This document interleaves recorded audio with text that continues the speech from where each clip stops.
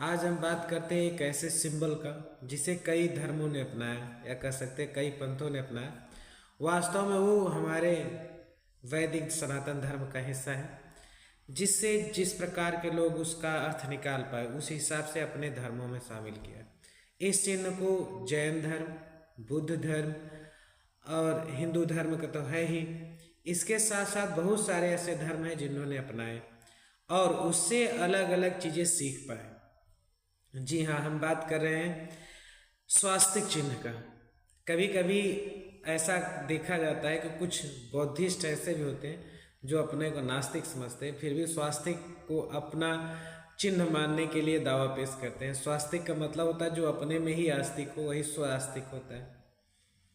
तो हकीकत है कि बौद्ध धर्म में भी वो उन भगवान को नहीं मानते जो बॉडी ऑक्यूपाई किए हैं, वो निर्वाण को मानते हैं, मतलब निरंकार परम ब्रह्म को मानते हैं, मतलब स्व आस्तिक को मानते हैं। वो वास्तव में पूर्ण नास्तिक नहीं होते। हकीकत यही है कि जो नास्तिकता को तरफ बढ़ेगा, ईमानदारी के साथ चीज़ों को सीखना चाहेगा, वो एक दिन जरूर आस्तिक होगा।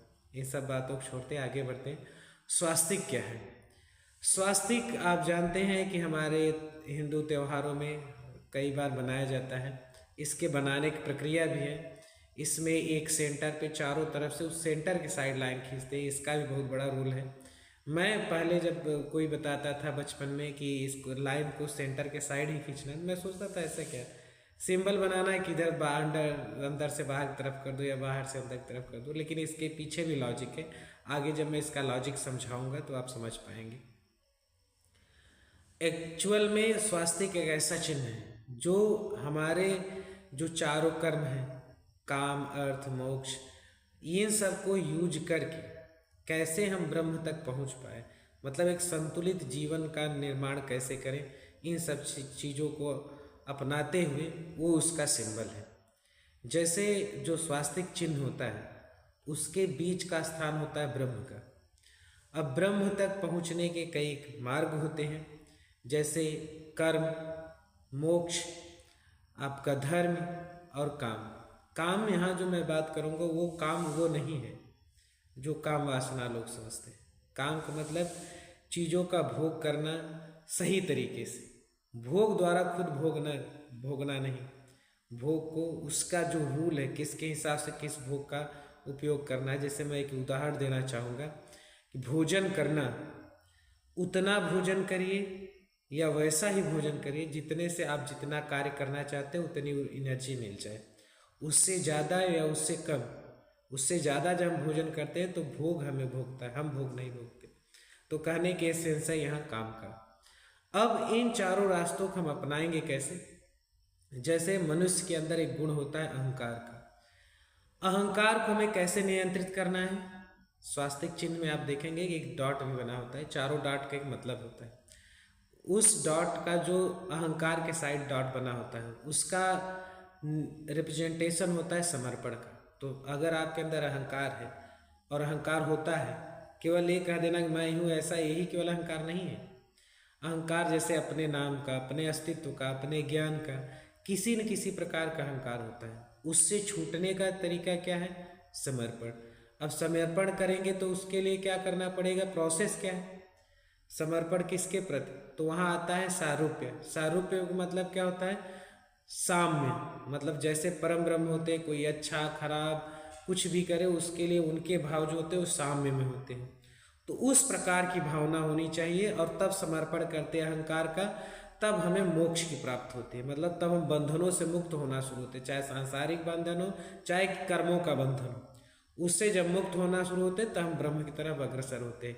यही एक रीजन है कि जो चारों लाइन जब खींचना कहा जाता है स्वास्तिक में, तो कहते हैं बाहर से अंदर की तरफ खींचो, क्योंकि मिडिल पार्ट जो होता है वो ब्रह्म का होता है। मतलब तब आप ब्रह्म की तरफ अग्रसर होंगे। अगर उसे अंदर से बाहर खींचेंगे तो इसका लॉजिक जो है वो बदल जाएगा। अब आते हैं दूसरे गुण की हम बात करते हैं। दूसरा जो हमारा विकार या कह सकते हो गुण है वो है मन।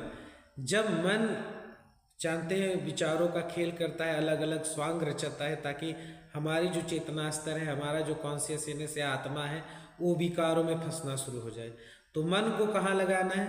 मन को आस्था के प्रति, प्रेम से हमें क्या करना है, सायुज्य करना है। सायुज्य क्या होता है, किसी में मिलकर उसकी तरह हो जाना, मतलब परम ब्रह्म की तरह मिलकर एकदम निर्विकार निर्गुण, कोई क्या अपना पराया, इस भेदभाव को जब खत्म करते हैं तब हमारा मन क्या होता है, परम ब्रह्म में स्थापित हो जाता है। और वहाँ तब हमारे जो कर्तव्य होते हैं वो धर्म का रूप लेते हैं। तब हमारा धर्म निर्धारित होता है कि हमें क्या करना चाहिए, क्या नहीं करना चाहिए। उस धर्म का पालन करते हुए हम धीरे धीरे ब्रह्म की ओर अग्रसर होते हैं। इसके बाद दूसरा चीज हमारी होती है बुद्धि, जिसे हम चेतना भी कहते हैं। बुद्धि जो हमारी बॉडी में होती है उसको हमें कैसे प्रयोग करना है, तो बुद्धि के बगल में जो डॉट बना होता है वो होता है श्रद्धा, मतलब हमारा इमोशंस, किसी से प्रति जुड़ाव। नहीं तो अगर हमारा इमोशंस भगवान से जुड़ा, या कह सकते हैं हमारे कर्तव्यों या धर्मों से जुड़ाव नहीं होगा, तो बुद्धि जैसे आगे बढ़ेगी वो दूसरे को नुकसान करना शुरू कर देगी। जैसे कुछ चालाक लोग आपको मिलेंगे जो थोड़ा बुद्धिमान होते हैं, दूसरे को शोषण करना शुरू कर देते हैं। इसलिए बुद्धि के साथ साथ श्रद्धा होना जरूरी होता है। जब बुद्धि के साथ श्रद्धा आती है तो हम दूसरे के साथ और स्वयं के साथ गलत नहीं करते, उसका सदुपयोग करते हैं और संसार में अच्छाई फैलाते हैं।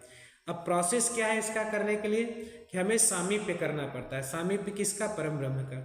परम ब्रह्म के सामीप्य का मतलब उनके शरण में जाके, मतलब परम ब्रह्म का जो निर्विकार निर्गुण, किसी प्रति भेदभाव, ये सब चीज़ें नहीं है, वैसा करते हुए जब श्रद्धा रखेंगे, सभी में ब्रह्म को देखेंगे और वैसी श्रद्धा रखेंगे, तब जो हमारी बुद्धि है उससे समाज का, देश का और परिवार का कल्याण होगा।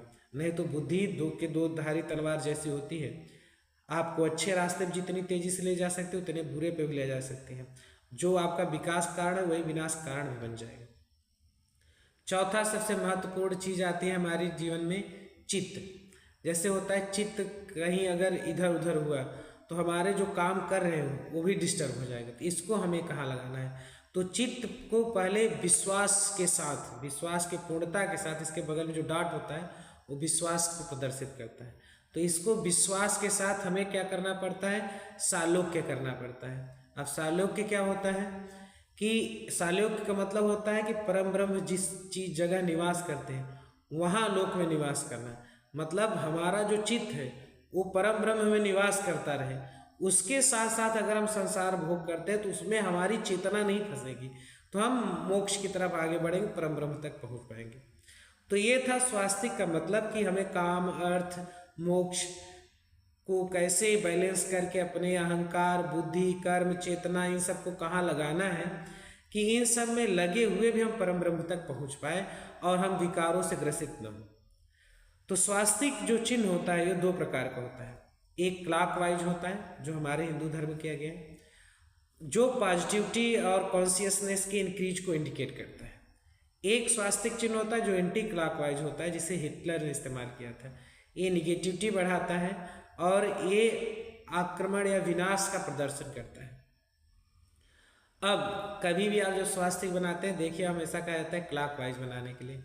अब इसमें एक चीज और आती है, स्वास्तिक जो चिन्ह है इसको गणेश जी का चिन्ह क्यों कहा गया, इसमें बहुत बड़ा लॉजिक है। गणेश जी जो है प्रथम पूज्य देवता है, मतलब जो भी कार्य आप शुरू करेंगे वो गणेश जी के पूजा के साथ शुरू करते हैं और साथ में स्वास्तिक चिन्ह बनाते हैं। क्योंकि जीवन का जब प्रारंभ होता है तब भी वहाँ ये चारों चीज़ों से ही जीवन शुरू करना चाहिए, तो नियंत्रित जीवन होता है। इसलिए इस चिन्ह को या गणेश जी को प्रथम पूज्य बनाया गया और उसके साथ इन सब चीज़ों को लेकर हम किसी चीज़ को इनिशिएट करते हैं, चाहे मेरा जीवन ही क्यों ना।